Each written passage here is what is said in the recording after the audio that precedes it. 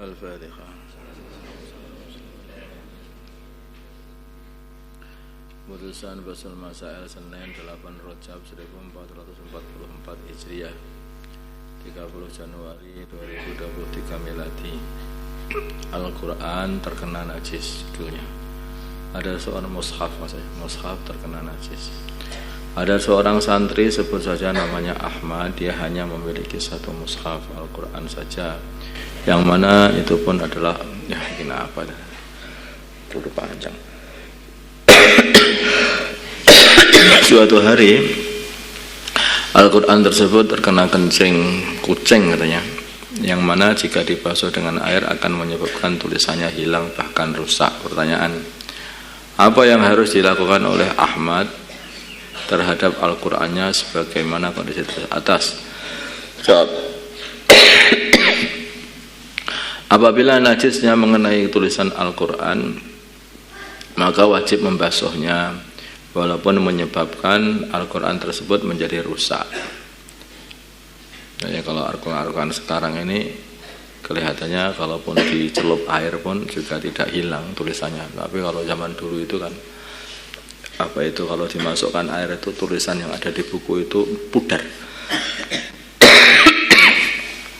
Sekarang kayaknya tintanya itu lebih baik dan kertas pun juga lebih kuat daripada kertas zaman dulu. Tadi ini seumpama walaupun menyebabkan Al-Quran tersebut menjadi rusak, maka tetap wajib harus disucikan dulu. Dan jika tidak mengenai tulisan Al-Qurannya, hanya pinggirannya saja atau samaknya saja, cover, maka tidak wajib membasuhnya. Ya, dilap aja lah. Bermakmum kepada orang kafir. Ada seseorang yang pekerjaannya adalah sebagai imam masjid saja. Setelah wafat, istrinya bercerita bahwa suaminya telah berpindah agama selama 1 tahun terakhir ini. Walaupun begitu, ia masih tetap mengimami di masjid tersebut, padahal ia telah pindah agama. Bagaimana hukum sholatnya makmum pada setahun terakhir setelah mengetahui kondisi imam yang semacam itu? Menurut pendapatnya Imam Nawawi ini, dalam kitab Radhatul Talibin, sholatnya tidak wajib diulang atau tidak wajib diqadha. Jadi perlu diganti. Sholatnya para makmum tadi itu tidak perlu diganti, tidak perlu diqadha. Kemudian sholat sunnah bagi yang punya qadhaan sholat. Bagaimana hukum mengerjakan sholat sunnah bagi orang yang mempunyai qadhaan sholat fardu? Bagaimana hukum mengerjakan sholat sunnah bagi orang yang mempunyai qadhaan sholat fardu? Jadi beberapa santri itu banyak punya qadhaan. Masya Allah, memprihatinkan sekali juga itu. Karena itu hutang dia kepada Allah. Selanjutnya diperinci, jika meninggalkannya karena uzur, yaitu alasan yang dapat diterima syarat, maka sholat sunnah yang ia kerjakan adalah sah dan tidak haram.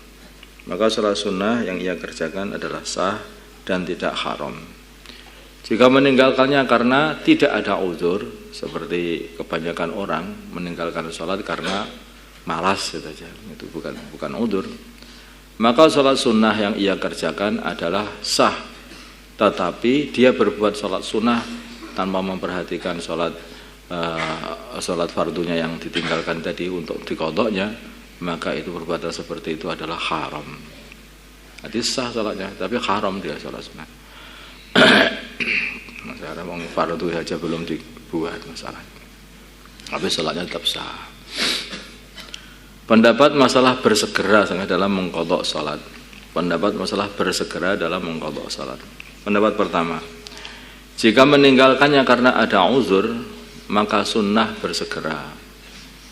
Ya. Jika meninggalkannya karena ada uzur, maka sunnah bersegera, sakit namanya.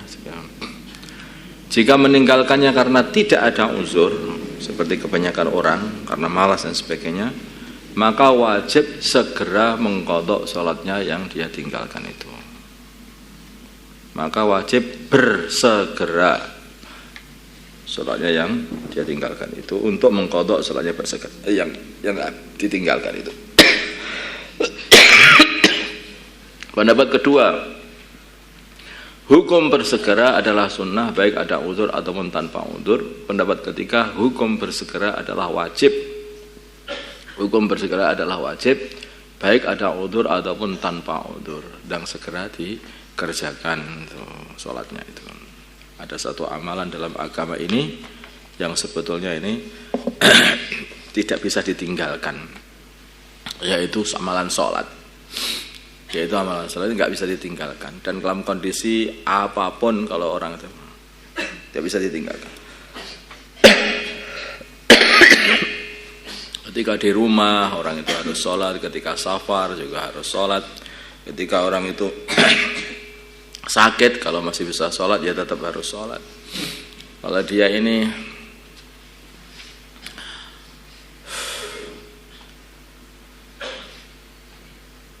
perang pun loh, itu loh dalam Islam itu nggak ada kok terus ini perang itu ini boleh ditinggalkan sholat, enggak. Perang pun ya tetap sholat, nama sholat khauf itu.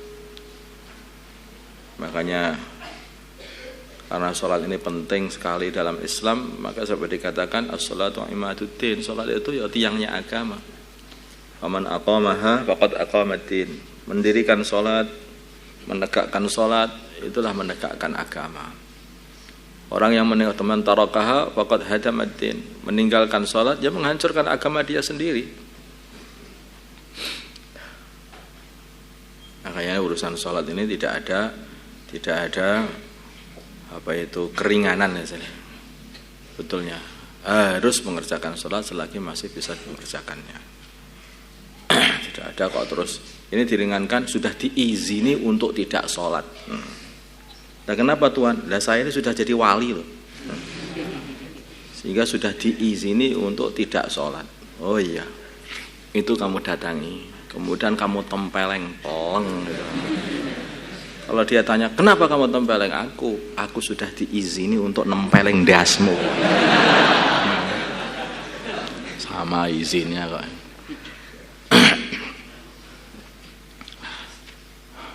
Masalah mengqadha sholatnya orang yang sudah wafat. Mengqadha'i sholatnya orang yang sudah wafat. Bagaimana hukum mengqadha'i sholatnya orang yang sudah meninggal? Jawab, pendapat yang mu'tamad adalah dalam mazhab adalah tidak bisa diqadha dan tidak bisa diganti dengan fidyah. Seseorang mati dengan kondisi seperti itu tidak bisa diqadha dan tidak bisa dibayar dengan fidyah. Pendapat yang kedua ada sebagian ulama yang membolehkan untuk mengqadha, maksudnya mengatakan bahwa sholat itu bisa diqadha dan juga dibayari fidyah dengan dibayarkan fidyah atau dengan dibayarkan fidyah. Pendapat yang kedua ada sebagian ulama yang membolehkan untuk sholatnya orang sudah mati itu sudah untuk yang mengatakan bahwa sholat yang sudah mati itu bisa diqadha'i atau juga bisa dibayar dengan fidyah. Ada sebagian pendapat ulama seperti itu. Saya kalau yang pendapat yang kedua itu juga enggak apa-apa kalau diamalkan tuh. Siapa tahu diterima oleh Allah. Allahumma shalli ala sayyidina Muhammad wa ala sayyidina Muhammad wa ala sayyidina Ibrahim wa ala sayyidina Ibrahim wa ala sayyidina Muhammad wa ala sayyidina Muhammad wa ala sayyidina Ibrahim. Allahumma arham wa sayyidina Muhammad, Allahumma afil wa sayyidina Muhammad, Allahumma aslih wa sayyidina Muhammad, alih baina qulubihim wa sayyidina Muhammad. Allahumma ansur wa sayyidina Muhammad, Allahumma ansur sultanan nasira.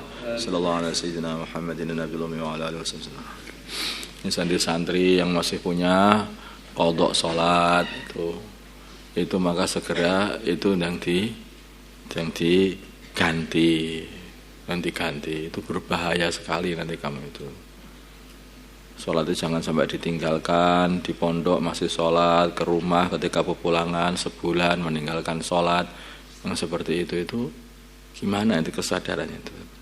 Kan pondok ini kan dibuat ini untuk menyiapkan seorang menjadi ulama nanti, membimbing umat ini supaya mereka itu bisa ittiba baginda Nabi Muhammad SAW. Tapi kalau ulamanya saja itu meninggalkan sholat, bagaimana bisa jadi panutan umat? Paham nggak ini? Makanya itu urusan sholat itu jangan sampai dibiarkan larut-larut, dibiasakan meninggalkan sholat itu berbahaya banget. Orang meninggalkan sholat itu ya artinya itu imannya lemah. Kalau orang itu sudah berani meninggalkan sholat fardu, itu berbahaya betul itu. Lama kelamaan itu bisa lepas itu iman itu. Karena iman itu lepas itu dimulai dari sedikit, dari menjauhi orang Islam, meninggalkan sholat sunnah, meninggalkan sholat fardu.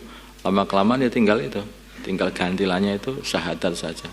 Kumpul lagi dengan orang-orang kafir, lepas ini bisa iman itu. Makanya sebetulnya itu ibadah itu penjaga iman kita. Maka wal 'asr innal insana lafi khusr illa alladziina aamanu wa 'amilus shalihat wa tawashaw bil haqq wa tawashaw bis sabr. Jadi dimulai dari iman. Kalau orang itu imannya menguat, maka dia itu akan tidak bisa dibendung untuk amal soleh. Kalau dia ini peduli dengan amal solehnya, mesti dia itu pengen sekali punya teman yang sehingga dia saling mengingatkan untuk selalu beramal soleh, mengamalkan agama, dan mengingatkan untuk nyabarkan diri dalam amal agama. Kalau tidak ada teman untuk mengingatkan, mesti amalan solehmu itu pun mesti akan hilang suatu hari. Kalau amalan solehmu itu sudah hilang, ya lama-kelamaan imannya jadi hilang. Gitu loh. Ini ada urutannya, iman, amal soleh, terus amar ma'ruf nahi 'anil munkar, terus saling mengingatkan untuk saling membetah-betahkan diri dalam amal agama. Ini kita harus punya teman, nggak bisa sendirian itu. Harus punya teman, satu sama lain itu saling ingatkan aku nanti, ajak aku ketika sholat jamaah, ajak aku nanti ketika dakwah, ajak aku, terus minta. Buat pertemanan seperti itu, pertemanan karena agama, karena Allah.